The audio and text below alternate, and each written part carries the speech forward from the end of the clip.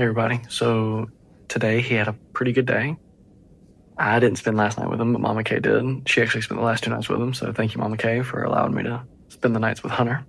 Also, the first 2 nights that I've spent in like a real bed and not a hospital bed, or hospital futon, and like I lose track. I think it's like 36 or 37 days.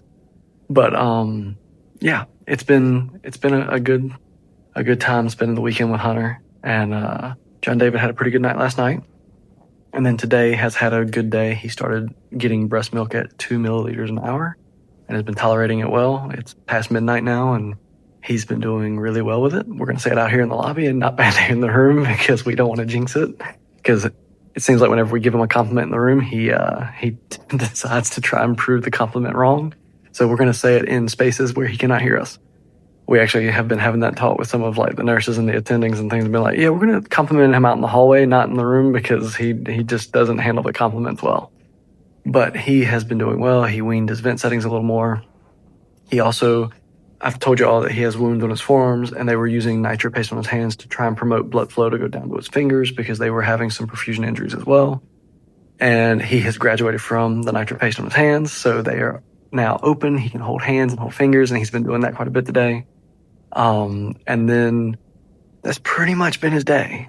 They did do a Dilaudid wean and excuse me for a second, sorry, I'm blanking, a Dilaudid wean and an Ativan wean.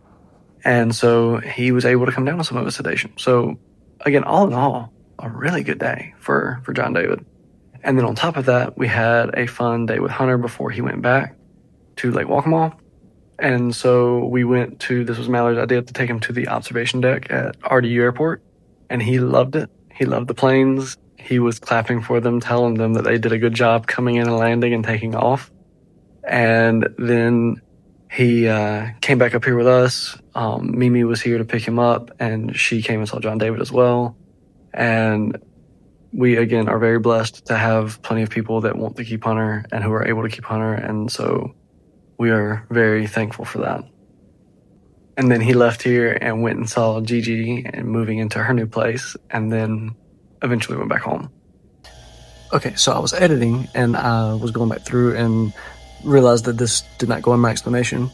The explanation is that he was already hitting 4 respiratory failure. Like, that was already happening. His lungs were already not doing all that great in terms of the expansion and contraction. The sedation just sped up the process, and then that made it where it happened really fast. Now, one of the things I did not really explain all that well the other night, what all happened, it was a very late night, and then the last 2 nights we've had Hunter, and so it's just been a little chaotic. But what ended up happening was his sedation was so heavy that basically his gas exchange wasn't very good. Like, whenever we breathe, we have like a peak in terms of like expansion of our lungs, and then a bottom where it ends up kind of closing down. And what happened with him was, when he was fully aware and not super sedated, he just didn't have a very good gas exchange. It was closing and then not getting very high in terms of like the expansion. And then he was getting irritated, and so they gave him some more sedation thinking that he was irritated.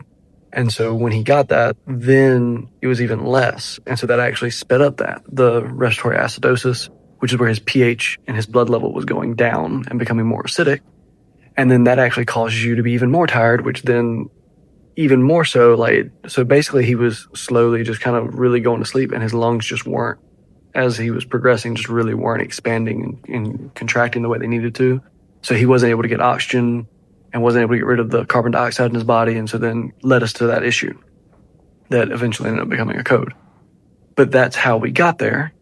Thank God everything went well in terms of basically it went as well as it could go during a code. He got resuscitated, has done well since, as y'all well know now. But that is how we got there.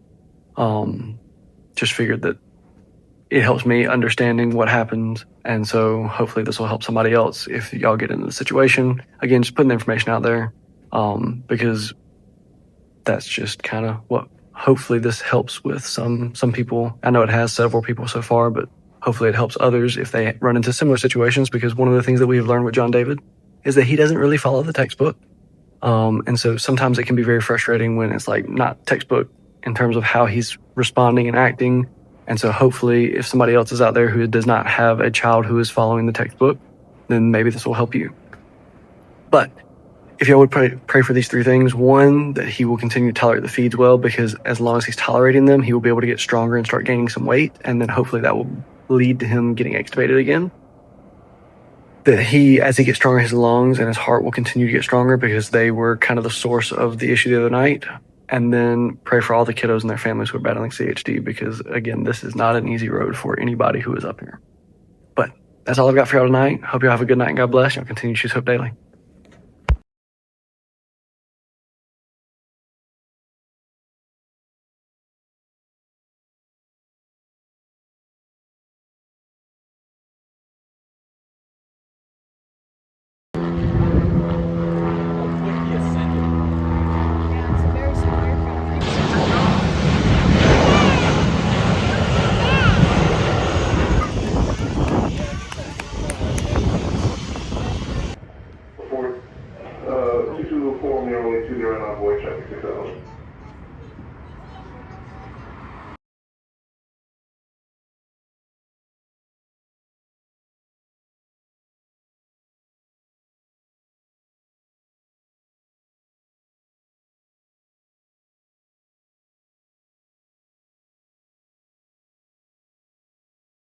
And Jon David, tell everybody bye-bye.